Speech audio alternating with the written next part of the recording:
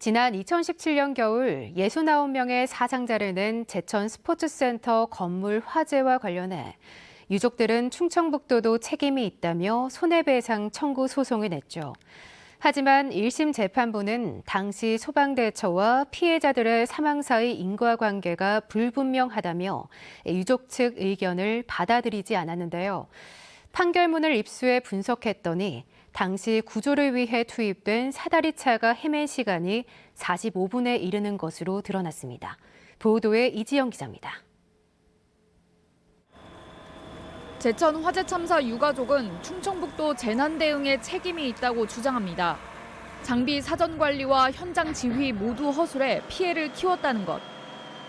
손해배상 청구 소송에서 당시 무선통신 장비, 구조 매트, 펌프차, 굴절 사다리차 등이 제대로 작동하지 않았고 미흡한 지휘로 현장 파악과 대처가 늦어졌다며 18가지 항목을 명시했습니다.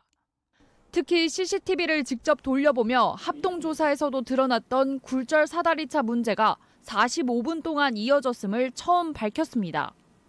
당시 인명구조를 위한 굴절차는 최초 신고 9분 만에 현장 인근에 도착했지만 불법 주정차 차량 등으로 13분을 더 돌아 자리를 잡았고 이후 사다리를 펼쳐 구조 작업을 시작하기까지 45분이 걸린 것으로 확인됐습니다.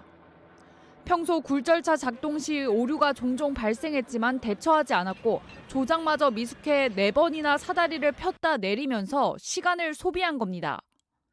이상이 없었더라면 건물 8층까지 닿는 데 걸리는 시간은 6분. 당시 8층과 9층에서 발견된 피해자 가운데는 굴절차가 자리 잡은 뒤 30분 가까이 밖에 있는 가족들과 통화한 기록이 남아 있었습니다.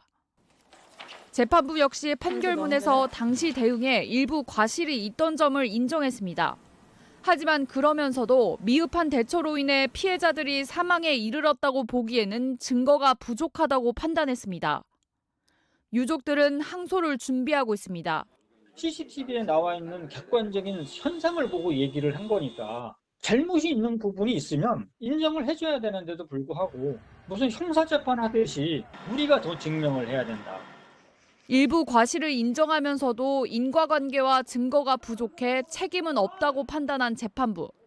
유족이 제출한 합동조사 결과와 전문가 감정 자료는 결과론적 이야기라며 받아들이지 않았습니다. MBC 뉴스 이지연입니다.